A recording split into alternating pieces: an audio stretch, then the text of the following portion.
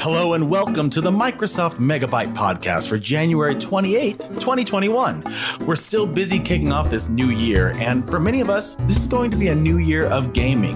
New gaming consoles, gaming experiences, and new ways to actually play the games themselves. So, let's get our master trainer for all things Xbox here in North America, Josh Bassetti, in here right now to talk Xbox with us. Josh, what's the haps, my man? Long time no see. I think I haven't talked to you since earlier this morning. Yeah, it feels like it's been almost a lifetime, Brian, but I'm excited to be back. Obviously, hello, everybody. I am Josh Bassetti, the Xbox Master Trainer here in the US. Lots going on, Brian.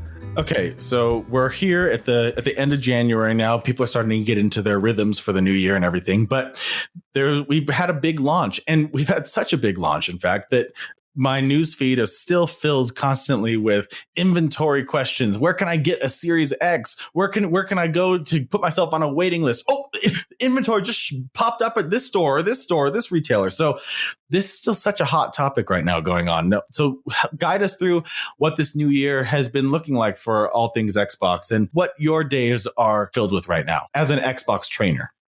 Hey, I mean, that's a great question, Brian. I mean, in terms of what my day-to-day looks like is obviously focusing on whatever we feel is the highlight of Xbox that month or that week. So it is a pretty insane year for Xbox. We had the biggest console launch we've ever had in Xbox history just recently in November. Since you were talking about inventory and trying to figure out, where you can get your hands on a new console, that has a lot to do with it. I mean, it really was one of the biggest years. It was the biggest year that we've ever seen. So really exciting for us in terms of, in the gaming industry, in terms of being a consumer of these awesome products. So many things to look forward to.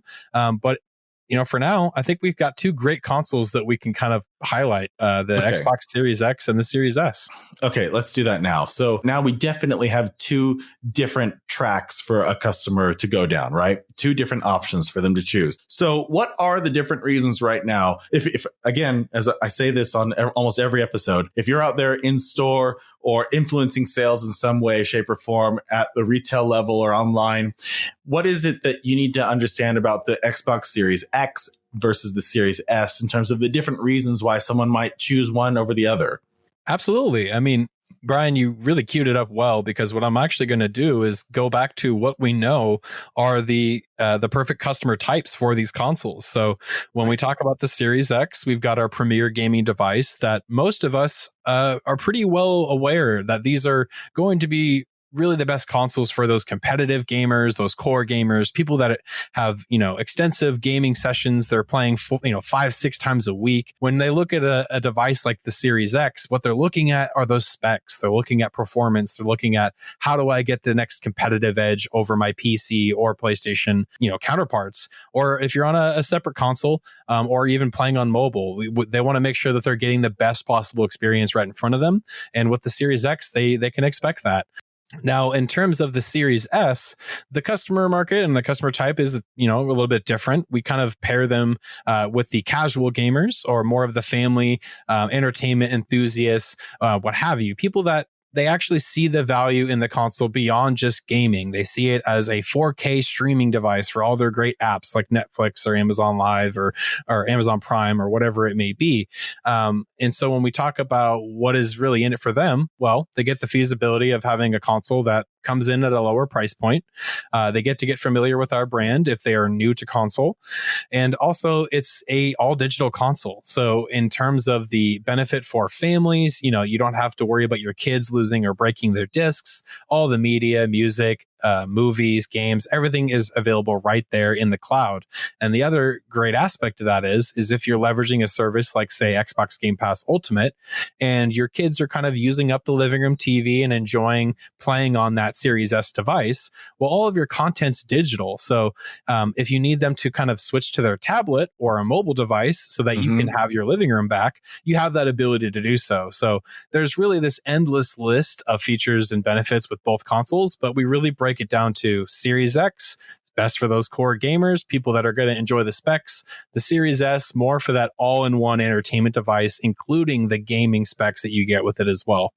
Okay, so let's give also some just hardline sort of pass fail situations so that any associates out there in store can note that certain things might be a red flag to guide a customer toward one console or the other. For example, I'll give you some hypotheticals. Let me know if you think I'm off base here. But if playing a Blu-ray DVD is going to be at all a priority for a customer, then that all but eliminates Series S from the conversation, correct?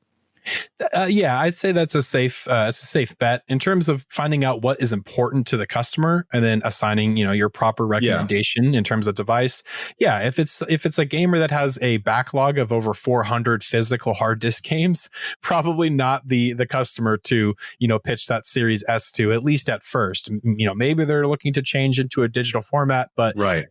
Obviously you have that conversation, use those qualifying questions to get that info, but you're 100% right in that regard.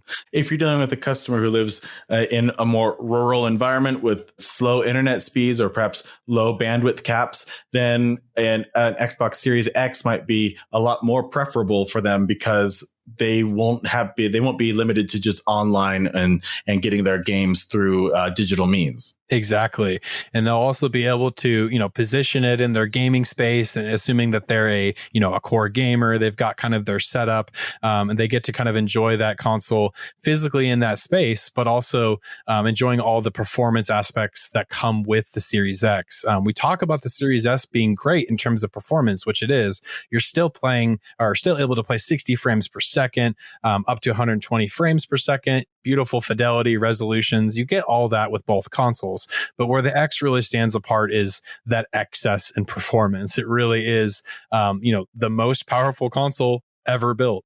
And in terms of being 2021 in the current gaming market, to be able to say that and to be able to get a device that does all the things that the X can do at the $500 retail price mark is pretty absurd when comparing it to the experiences that, say, your PC Tower friends may be experiencing. But you also look at how much cost it takes to get into those ecosystems.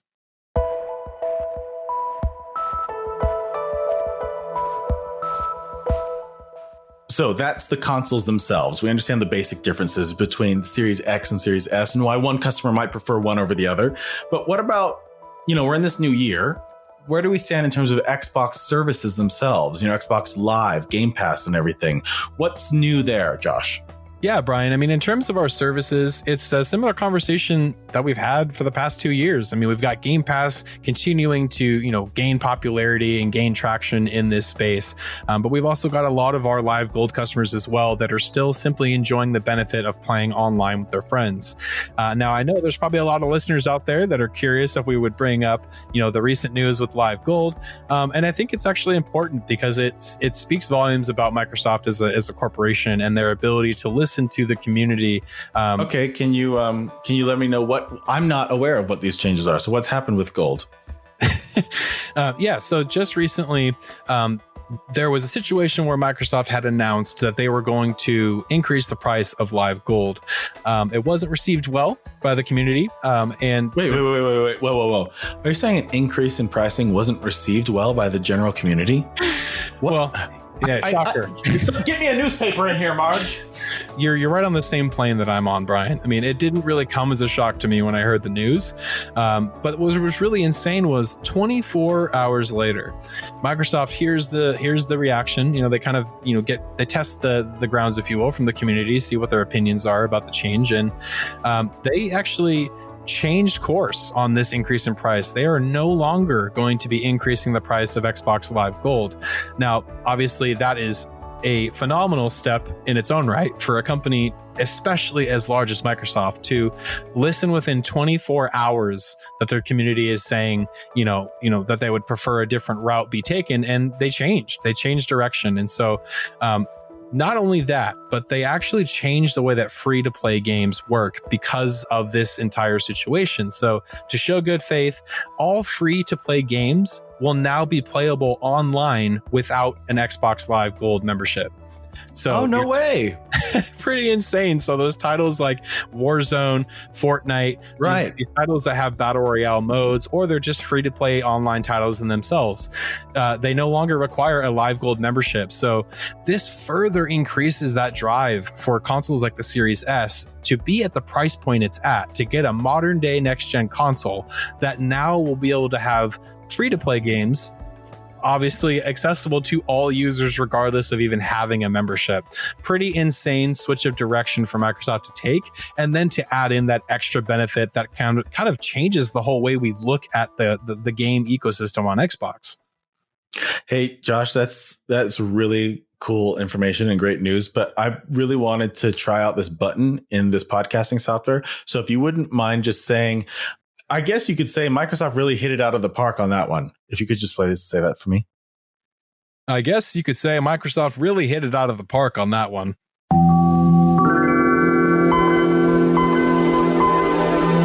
Nailed it.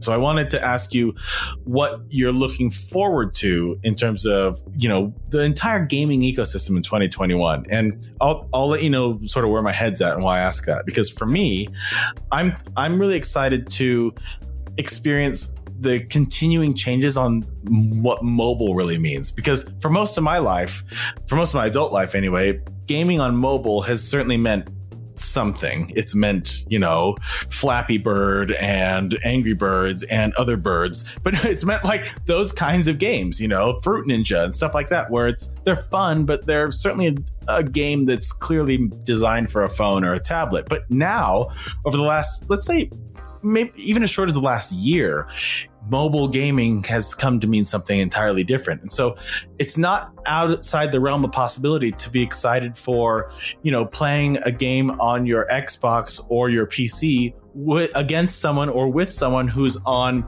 an iPad or an Android tablet or something. And that to me is a true next chapter of what gaming represents. And that's a whole new narrative to convey to anyone who's buying a gaming device. So I think that's where I stand. That's what I'm perked up about when I read updates on the gaming industry and stuff. So what about you, Josh? Like what's exciting you most as we head into this new year?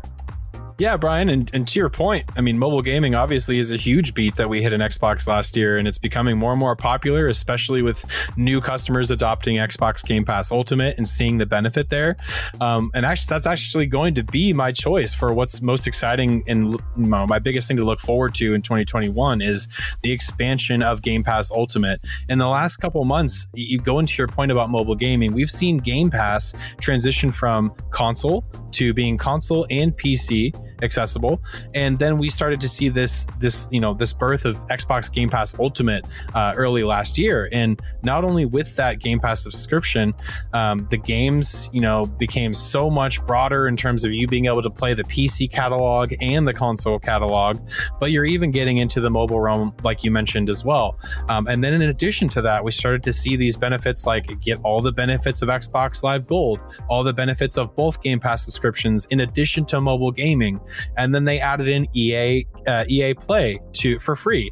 So when we talk about this subscription continuing to evolve and continuing to increase in value, it's going to be really cool to kind of see what Xbox has up their sleeves in terms of making this subscription better as we move throughout this year. So, you see the way it's evolved in 1 year previously. Let's see what another year can do to this great service. Okay, if you guys want to, if anyone out there in the field is listening and wants to up your Game Pass subscription attach or Game Pass Ultimate attach, just replay the last 2 or 3 minutes of what Josh just said, and that will really help you in terms of tailoring your pitch for Game Pass to make it as exciting as possible. That was really well said, Josh. Appreciate that. Yeah, it's a great service, best value in gaming. And if you haven't taken a look at it, definitely do so. And for a lot of those Live Gold members out there, there's awesome options for converting that subscription service. And we actually have a video up on our YouTube that you can go check out on exactly how to convert that Live Gold subscription to a Game Pass or Game Pass Ultimate. And so, yeah, a lot of different opportunities for people to come check out this service. In case they wanted to check out that YouTube video, what YouTube channels should they be looking for, or what should they search for to find it? If they just search Microsoft Expert Zone, they should be able to find our exact US, NA, or North America channel on YouTube. So you'll see the Expert Zone US title on the top of our channel. Awesome. Well, Josh, this has been a really exciting few minutes to share with you, just reviewing where we've come in terms of gaming and discussing where we're going. And so thanks for your expertise and thanks for your willingness and your time to be here with me on the world-renowned Academy Award-winning, Emmy-nominated, Grammy-winning Microsoft Megabyte podcast. So thanks so much for your time. You can now add this to your resume as the second time you've been a guest on here, or is it the third? I believe it's the third, and with that outro, I can only say that I'm honored to be here, Brian. If it's the third, then I apologize because I sent the invitation by mistake. No one is allowed to be on here 3 times. We're going to have to delete the recording. But thanks so much for your time again, Josh. Appreciate it. Hey, take care, everyone. I hate that you do that. This has been the Microsoft Megabyte Podcast, a training tool for Microsoft field team members and sales professionals across the country, produced by Microsoft employees.